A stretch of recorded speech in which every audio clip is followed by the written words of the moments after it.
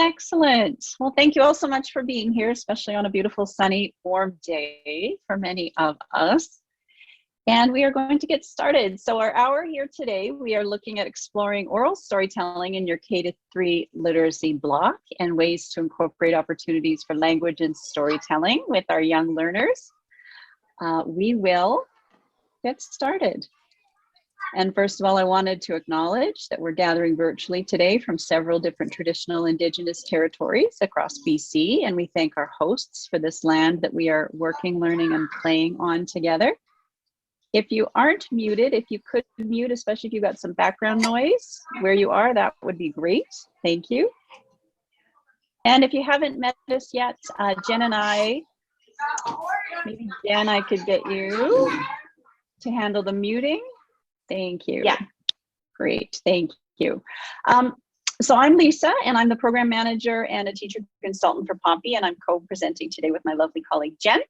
And so we run POPEY, and if you've been to our website to get the handouts, you might recognize that as our homepage there. And we also have a QR code there at the bottom. If you have a second device, a phone or tablet, you can scan that QR code to access the e-handout if you wanted to use that on a second screen. We are recording the session today, and that'll be up. This will be up on our YouTube channel by next week, and that's recording the screens and Jen or I talking. So it's not recording any of you in your little screens. Don't worry about that.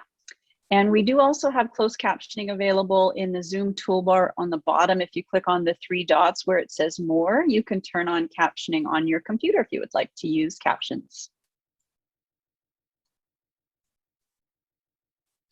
And so what we'll be spending our time focusing on in this next hour until 4:15 is looking at ways we can use oral storytelling in a variety of genres, activities, and being inspired by some mentor texts to help students develop their storytelling skills as part of their early reading and writing foundational experiences, really. So we'll be doing that through some theory and sharing the why.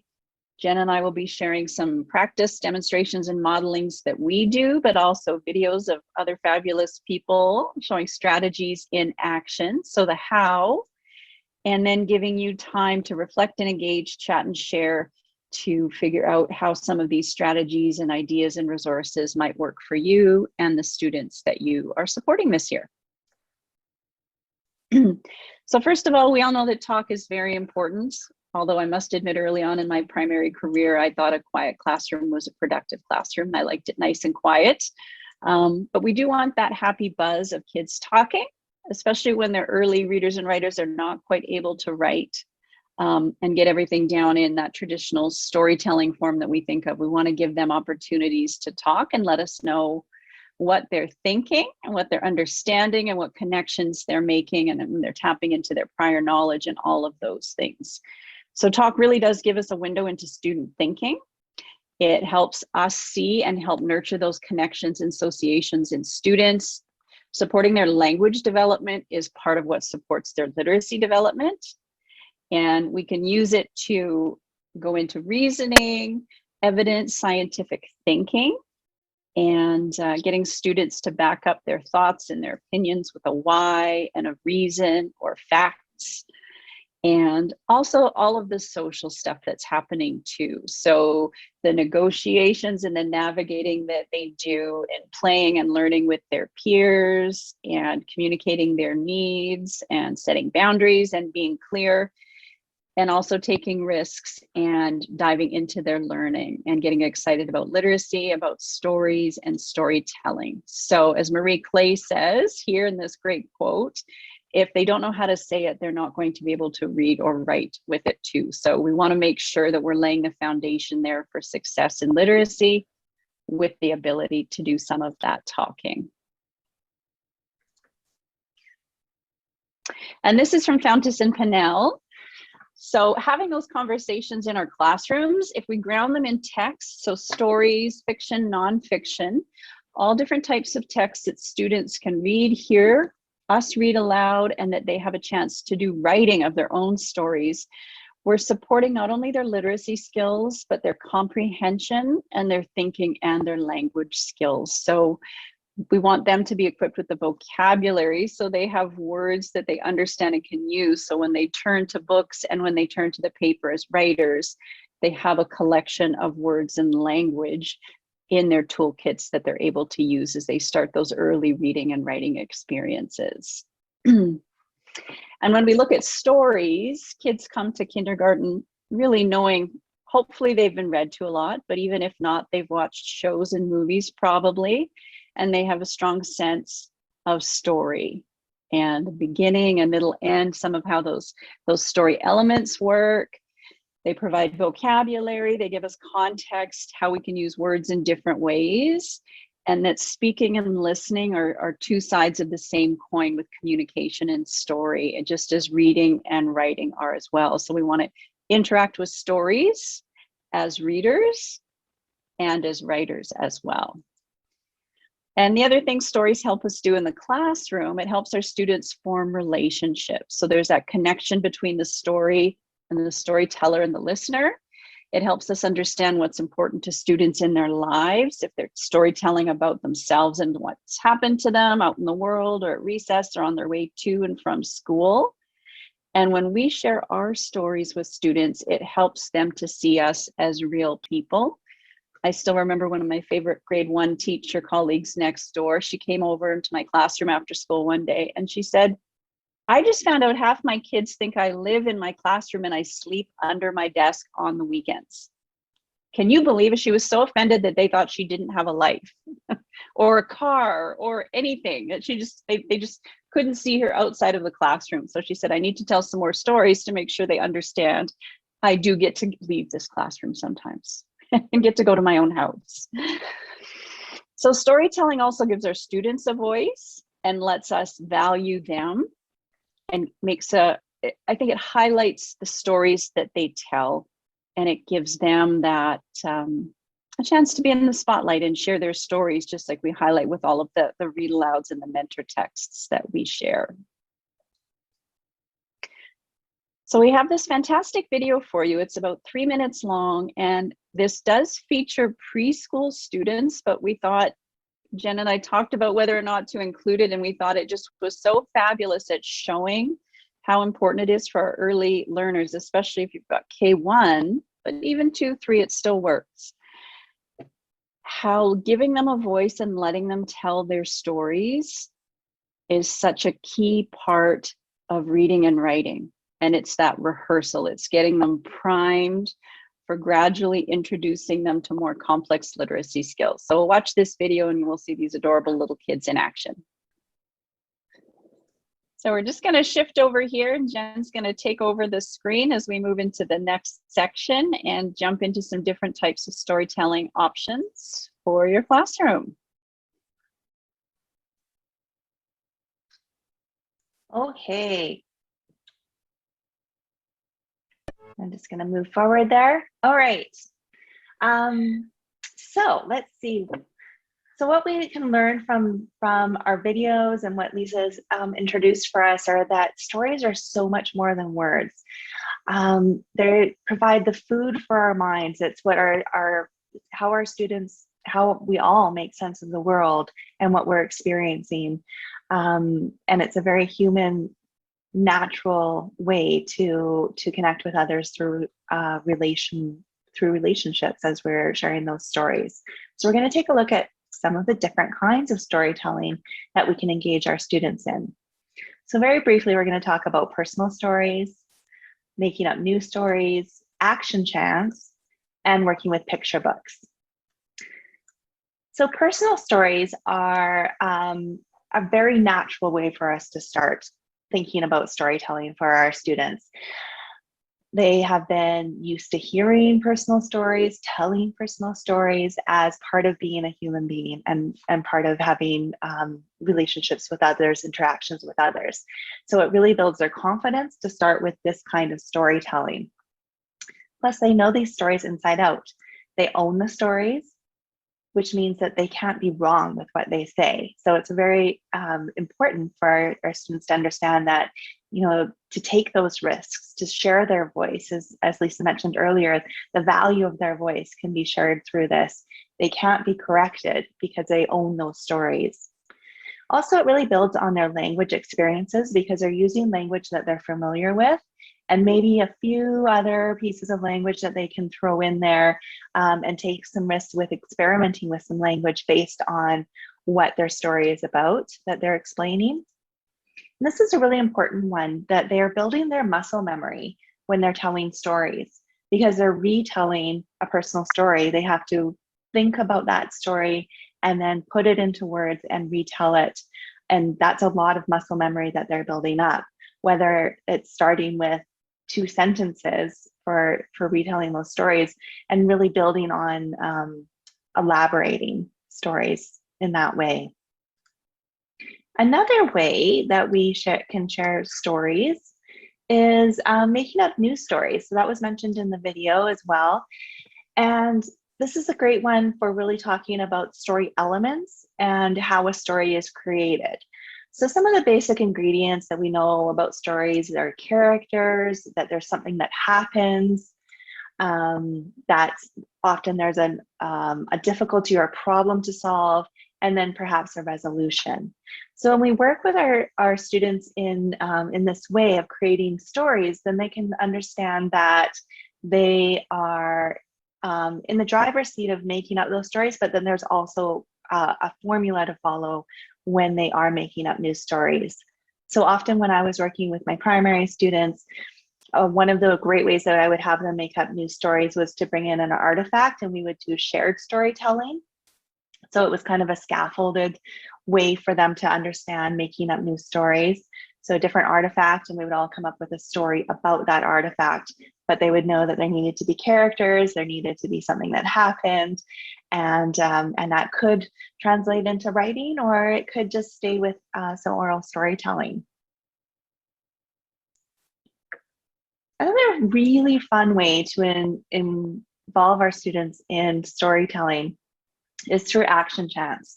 This really allows them to see how we can have fun with stories, that storytelling is playful, that they can, manipulate stories and have fun with it in various ways. So usually these action chants are really simple stories like nursery rhymes, and the students can join in to a familiar part of the story. They can change it, they can retell it, they can repeat it many times over so they can get to see the fun part of storytelling. And they can, add to it, revise it, make up their own. So I'm going to give you an example here of an action chant, a dark, dark tale. So once upon a time, there was a dark, dark moor. On the dark, dark moor was a dark, dark path. Along the dark, dark path was a dark, dark wall. In the dark, dark wall was a dark, dark gate. Behind the dark, dark gate was a dark, dark garden. In the dark, dark garden was a dark, dark house. In the dark, dark house was a dark, dark door. Behind the dark, dark door was a dark, dark staircase. Up the dark, dark staircase was a dark, dark room. In the dark, dark room was a dark, dark chest. In the dark, dark chest, can you guess what was there? What are your guesses? Put them in the chat box. So you can see how much fun you can have with action chants. That can be just like the action chant that I just shared with you. You can even, I'm not getting any, oh, a dark, dark treasure. Okay, good, thanks. I was worried. Crystals, dolls, bagel? Okay, cool. Monster. Oh, excellent. Thank you, guys. So you can also turn some well-known stories into action chants, like Mrs. Wiggle and Mrs. Waggle. So talking about going up the hill and down the hill and up the hill and down the hill. You can try and put other stories that that have a lot of repetition into action chants. You can even make up your own action chants, such as you can say you're talking about the forest with your students. In the forest is deep, the forest is wide. Oh, sorry. The forest is deep, the forest is wide. The forest has lots of things inside. It has leaves. The forest is deep, the forest is wide, the forest has lots of things inside. It has pine cones. So you can have some fun with that with your students and have them join in with different kinds of action chants that you can make up. Okay, so we can also have a lot of fun with working with picture books and oral storytelling. So when we work with picture books, we're giving our students the structure of the story, which is often one of the most difficult parts for our students to come up with. So they can really focus on, having the structure of a story, but retelling it in their own words. They can change endings or details of the story. We do that often with our students, and it's a really fun way for them to get used to that because they've heard a known story. They're already engaged with the characters of the story. They're probably already evoking emotion with that story. They're interested in the story. And then they can really get the structure of the beginning, middle, end, different elements of the story. So we can work with our picture books in many ways with oral storytelling. Okay, so what we're going to do now is take a look at those different things that we just mentioned about personal stories, making up stories, action chants, and picture books, and think about how you do use these ways of engaging students in oral storytelling in your classroom, or how you can. So different ways that you could engage storytelling are going to give you a chance to share this with your colleagues. What a classic.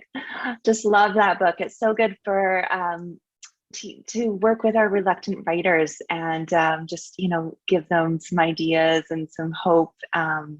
So wonderful, wonderful book. And we're going to do an activity with that in a moment, but I just wanted to point out how much I'm enjoying reading in the chat box. There's so many wonderful ideas that came out of your discussions. So I appreciate that. Lisa, we should make sure that we remember to put the chat box in the post-workshop email so that if anyone hasn't had a chance to read it, then they can have it then. So, because just amazing ideas that you're coming up with your colleagues. So thank you so much for that. Okay, yeah, so and I think, sorry, Jen, you did find a few resources for some different action chants. That's something else we can share a link for in the follow-up. So we'll email you. And you'll have this chat transcript so you can read people's great ideas and suggestions, but also we'll share a few links. That also someone talked about rolling a dice and coming up with story ideas and story elements and taking turns. It reminded me we have some a link out to some silly story starters where they've got characters and settings and plots and problems, and you can draw a card randomly and then you tell stories. So that's something else we can share, a few related resources as well. Awesome. Thanks, Lisa. So to give us some ideas of where we can find stories, since stories are everywhere, we have this great activity that you can use with your students, but we'd like to prime your ideas right now by thinking about where you could come up with a story. Is one of the ways that we can engage our students is by telling our own personal stories and having them listen and interact with them with us. So you have this wonderful little graphic here that you can write on, and if you have the print handout, you can just jot down on a piece of paper if you'd like, but you're just going to see where you can come up with stories to and from school, at the park or outside, any ideas that you can come up with there. And then I'm going to give you 2 minutes on the timer here and play some music for you. And if you could write down one of your story ideas in the chat box, but don't press enter until the music stops. So when the timer stops and the music stops, and then we'll get a waterfall of all your different story ideas that can prompt you with working with your students. Okay, so have some fun with that. And Lisa, I'll turn it over to you. Awesome, thank you. I'm just seeing Jen is about losing her car in a parking garage, and it just reminded me of the Seinfeld episode where they couldn't find their car. There's a Seinfeld episode or a Friends episode for just about everything, if you're of a certain vintage like me. So creating that intentional time for students to talk and share their stories orally is a really wonderful way we can plan into our literacy block and into our bigger day to allow students those opportunities to talk to each other. So one of the things, I'll get you to advance for me, Jen. One of the things that we saw at Columbia, at the Reading and Writing Project at Teachers College that we actually did in our groups, we role played the kids as well, is having a talking circle and a really simple story. And so choosing a person each day, it's their turn to share their story. So for example, it was Amy's turn and she says, I went to the park this weekend. And then there's a small group. We would model and demonstrate it as a whole class for a few times so kids could see how it works and get a sense of it. And then you could break the kids into smaller groups, 4 or 5 groups of 4 or 5 kids, and they could practice it. And then they're listening and they're talking and they're having to pay attention to know which questions to ask and then building on the story. So even just with Amy saying she went to the park this weekend, I would encourage someone to say, what park did you go to? And did you walk your dog? Yes, I walked my dog at the park. And someone else might say, what kind of dog do you have? What's your dog's name? Does he do any tricks? Was it busy at the park? Is there a playground? And so sort of through this question and answer, you can flesh out and create a story built around one student sharing one simple thing that they might have done the night before or on the weekend. So it gives all of the kids a chance to see themselves at the center of a story. And then the students all benefit from the repetition of repeating the elements over and over again. So at the end, to summarize, we might have 6 or 8 sentences that build on Amy's experience of going to the park, that's filled in with all the detail from the questions that her classmates asked her and her filling it in. And then you could have other students talk about Amy's story. So it's not just Amy telling the story, but the other kids can build on it. So it kind of reminds me of that thing where you'd sit in a circle and it's that game you'd play where you'd say, I'm going camping this weekend and I'm going to take something that started with A, and then you go around and it was a bit of a memory game, and then you'd have to say, I'm bringing this and a banana, and then the next person would keep building on it. So kind of that sort of idea, but more focusing in on the storytelling and giving kids each a chance to build confidence in their sharing and to share bits about their lives as well. Thanks, Jen. So we've got one more story here, the idea jar, which is something similar to what quite a few people shared in the chat box already about suggestions and ideas for inspiring and supporting students with coming up with story ideas, because often the ideas can be the biggest block. So having some sort of jar can help with that. So we'll listen to this one. It's a nice short story as well. And then we'll give you some objects and items from a random jar and have you see if you can come up with some story plots as well.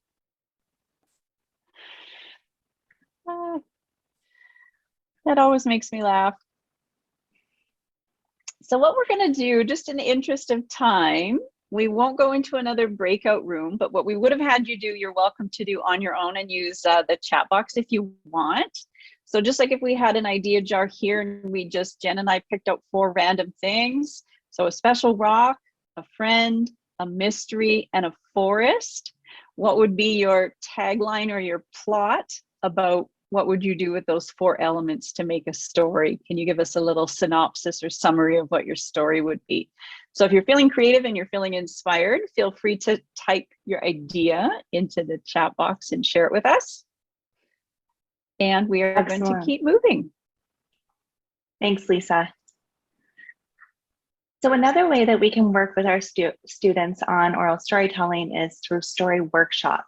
And story workshop can look different depending on how we want to structure it, how we want to scaffold story workshop for our students, and really what are our goals as educators with story workshop and what are the needs of our students.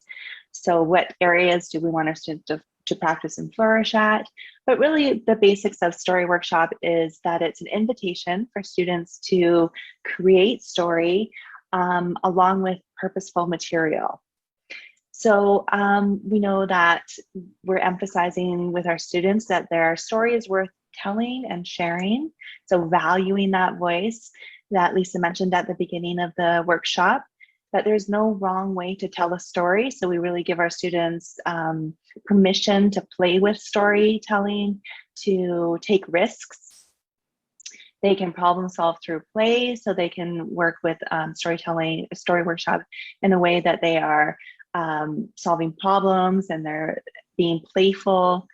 They can invite their friends to listen and engage in their story. So again, valuing their voice, giving them that opportunity and space to share their story. So there's different, as I mentioned, there's different ways that we can engage our students in story workshop. We can have a very open-ended story workshop where we're giving our students the driver's seat of the storytelling and allowing them to come up with story, to really see what creative juices flow for them. And with this, our job as educators is really minimal. We're really listening and observing and questioning and really asking ourselves, what story does this tell? And continuing to work with our students in this way. We can learn a whole ton about our students when we listen, observe, and question them through an open-ended story workshop. We can also have a more topic-focused story workshop where we're giving them a little bit more of a scaffolded approach to story workshop by providing very specific materials and probably more specific questions. So this could be a cross-curricular kind of opportunity for our students to engage with science topics, social studies topics, in ways that they are still looking for a story. What story does this tell? But as I mentioned, we're giving them more specific material and more guidance in the questioning that we're asking them throughout this topic-focused story workshop. We can also have story workshop connected with text. So this is a way for us to even have a little bit more scaffolded approach to oral storytelling and story workshop, where we're providing the text, we're allowing our students to engage with it in certain ways, but we're probably, because we've even provided the text and purposeful materials, such as in this case, a stick and stone probably provided them with the opportunity to go out and find sticks and stones and pine cones and continue that story workshop idea through working with text in different ways. So I have some ideas, but I want to hear through the chat box how you could use oral storytelling to extend this book. So I'm going to play this book for you and see what comes up on the chat box. Okay, so some great ideas there about like outdoor storytelling in nature using loose parts, and let's see what other things came up. So what I was wondering is thinking about the story of Stick and Stone and thinking, taking it further. How did they become friends? How did they help each other? Could there be different ways? We could have our students continue the story of Stick and Stone, what other adventures they might have. They can come up with a new story about Stick and Stone in a new setting. Stick and Stone go to Morocco, who knows? They can add in new characters and be creative. Excellent. There's some wonderful ideas coming in through the chat box as well, talking about how adding another character, seeing what happens with friendship. Wonderful idea about, thanks Elizabeth for your idea about having a colleague have her class write this story as a song. Fantastic. Oh, wonderful, wonderful ideas. Okay, you guys can read through those. And thank you so much for engaging in that. That's wonderful. So I liked Pamela. Sorry, Pamela suggested cross Canada. They could go cross Canada, and you could tie in social studies. Love it. Learn about the provinces. That's right, the regions and the weather and all of that stuff. That's fun. So much fun we could have with this. Absolutely. Okay, so what we've looked at in the past hour is different kinds of storytelling, starting with personal stories, making up new stories, action chants, working with picture books, and then story workshop. So our question for you is, what could you try with your students? How might you incorporate any of these ideas to strengthen your students' oral language skills? Is there anything that you'd like to try out, next week?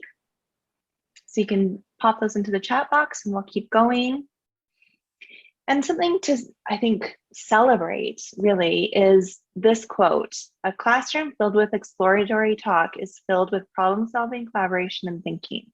So just keeping that in the back of our head as we move forward, and having so many different ideas about how to engage our students in that intentional talk and that intentional, whether it's storytelling or problem solving, so many different ways that we can work with our students. So here are the sources that we use to build this workshop. You can check out any of those links if you have the e-handout. If you don't have the e-handout, you can grab it here from going through POPEY.ca, clicking on the professional learning watering can, and clicking on POPEY e-handouts, and it should be there for you. Here is our information, our contact information. If you'd like to talk to Lisa or I, send us a email, have any questions, continue this conversation, that would be wonderful. We will follow up with a follow-up email that lists the different resources that Lisa mentioned earlier, and the wonderful ideas that are coming through our chat box. It's just a wealth of information there. So don't let that pass you by. You'll hear from us in a couple of days, in the next couple of days. We also have this, we've recorded this video, so it will be available on our YouTube channel if you wanted to check it out later on or share it with colleagues. So we're going to leave you with a final little video about a balloon story. So feel free to stay and watch the video if you'd like. If you have to get running, please, feel free to drop off now. And we just really appreciated you spending this sunny afternoon with us, and we hope to continue the conversation at a different time.